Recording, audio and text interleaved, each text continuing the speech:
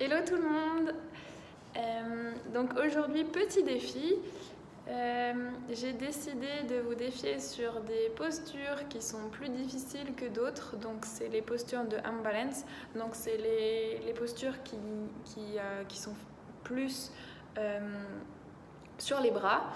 Donc ça demande plus de force. Elles sont souvent plus difficiles. C'est pour ça que j'ai décidé de faire ces petites vidéos explicatives pour vous aider à les maîtriser. Alors j'aime pas faire uniquement ça parce qu'au final on n'est plus, si on fait que ça, on n'est plus dans du yoga, mais on est dans de la gymnastique et de la performance et c'est pas forcément le but. Mais c'est aussi important de pouvoir maîtriser ces postures.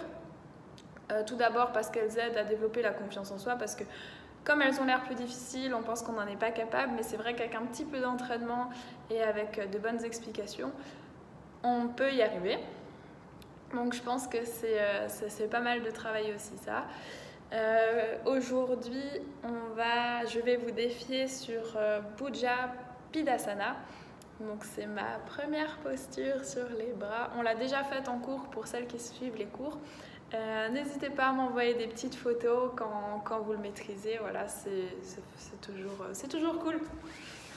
Alors, Bhuja Pidasana. Donc, posture sur les bras. N'oubliez pas avant ça de toujours vous échauffer les poignets. Donc vous pouvez vous mettre dans cette posture, échauffer les poignets de cette manière en étirant dans un sens puis dans l'autre. Ce qui est important quand on fait du yoga, c'est de ne pas se blesser. Donc vraiment prenez du temps pour l'échauffement. Si vous faites ces postures, essayez d'avoir fait déjà un petit entraînement de yoga à 5 minutes avant pour bien échauffer le corps. Voilà, donc soit comme ça, soit à quatre pattes, en mettant le poids du corps sur les poignets dans un sens puis dans l'autre, en étirant les poignets, en mettant le dos de la main au sol, en étirant d'avant en arrière, en ouvrant et en fermant les mains. Ok, donc Bhuja Pidasana, on est dans cette position de base. Donc on met les mains de cette sorte, on essaye de former un L entre l'index et le pouce. On va lever les fesses sans bouger les pieds, c'est juste les fesses qui montent et passer les mains à l'intérieur des cuisses. Ok? Mes épaules doivent être quasiment sous les genoux. Je ne peux pas y arriver si mes fesses sont trop basses, je suis obligée de lever bien mes fesses. Ok? Donc je vais me mettre de profil. Hop.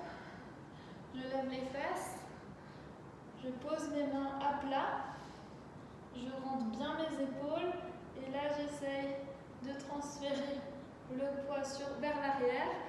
Et si j'arrive, je commence par soulever un pied, puis l'autre. Essayez déjà de vous entraîner à faire ça plusieurs fois. N'oubliez pas de respirer et on relâche. C'est assez contraignant pour les poignets, donc faites pas 10 minutes d'entraînement à la suite. Essayez de bien réentraîner les poignets après chaque tentative. Ok? Donc je remonte de face.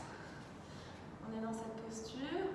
On lève les fesses. On place les mains de part et autour des talons. Donc le talon doit se situer dans le L.